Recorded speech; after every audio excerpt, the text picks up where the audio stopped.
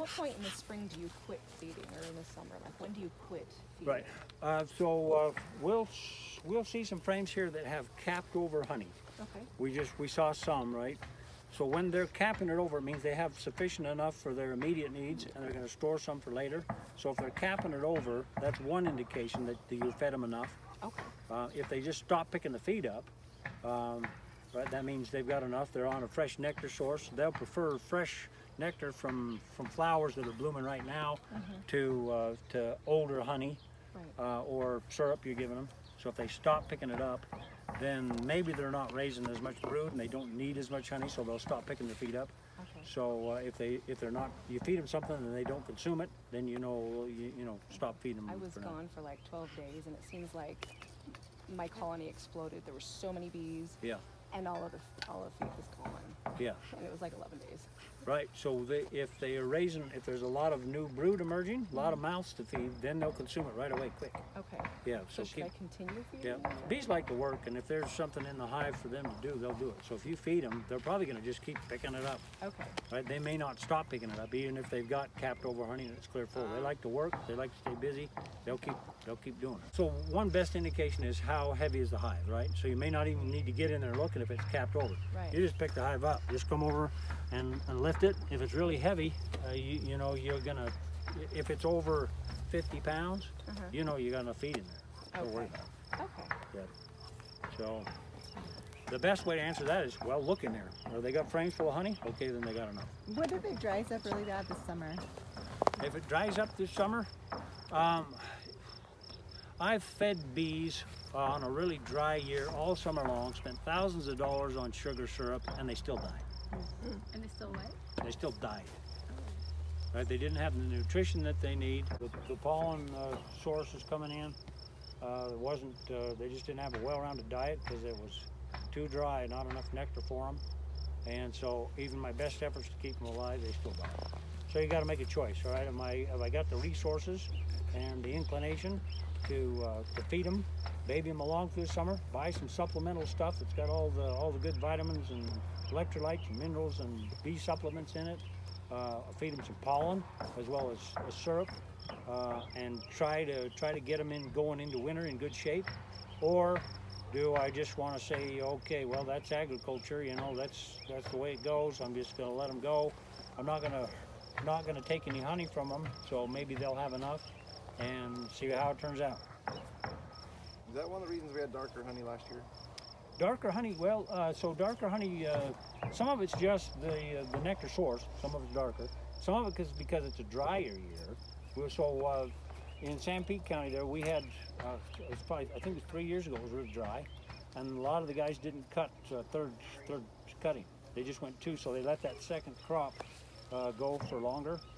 So it blossomed. So we got some alfalfa, and it was dark.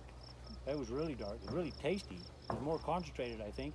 So sometimes that a nectar source, the same nectar source, one year can be a little lighter and darker. I think that's correct. And but I think more of the color of honey coming in is that, as depending on the amount of moisture we get, we've got different flowers that are giving nectar on a dry year. It's a really wet year, you'll see some whole different varieties of honey come in because there's flowers that are blooming that otherwise wouldn't have, right? So it's probably darker because it was a different nectar source. For some reason, my bees are drinking from my fish pond's pipe. I'm sticking their tongue through the small crack in it. Right. That's a good water. That's a good bee water. They can't drown doing that. Why are they doing that? Safer for them, right? So bees like to be able to land, so they've got they're not right by the water. That's typical of what they do. If you don't have to fix that crack in that pipe, I would just let them do that. That's their source, the place that they prefer to water up. Yeah, they like wet rock. They like wet mud or wet moss. That's where they prefer to pick up water than right at the water's edge. It's safer for them. It's easier for them to pick it up. Okay. Yep, they can land there and pick it up. Do you like to use just the pure sugar syrup, or do you use the one that has the enhancement stimulants in them? I've never, well, I won't say never. I've used some of those they've got some supplements in there for them. I can't say that it makes that huge big a difference. Notice? Okay. Yeah, I think they're going to be they're going to be fine with the sugar. Some of that might depend on the time of year you're doing it, you know? Because right now they can bring in some of their own fresh nectar right now. We're just supplementing. If we feed them now, it's just a supplement. If we were feeding them when there's no nectar source in the wintertime, then maybe we would want to add some more goodies in there to give them a better, well-rounded, more nutritious diet. But I've never used it. I've just given them. I want to feed in the fall, so there's a couple things to remember about feeding bees in the winter, right? We don't want to do it unless it's an emergency, right?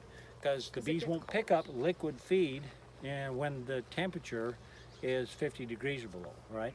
So if you used an upside down jar right above the cluster, they could warm up the feed a little bit, and then they might still use it if the temperature's cold.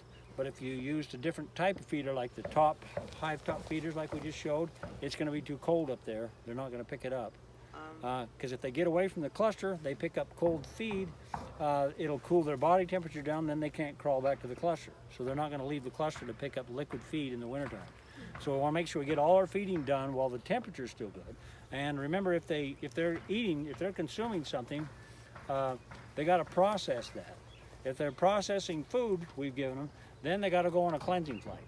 So, right? So the bees won't mess inside the hive. They want to go outside to do that. And if it's too cold for them to fly, they can't go out the side of the hive. So if they ate some fermented honey or something, right, then they're going to get dysentery. Then they're going to mess all over the inside of the Wait, Oh, is hive. fermented and honey it'll probably bad for bees? Yeah, it's bad for them. It can make I had a gallon of commercial feed that I'd purchased. Yeah. And I purchased like the night before. I just hurried, run in, threw it in, put the front feeder in. Yeah, And when I went back to refill, I could smell it was bad. yeah.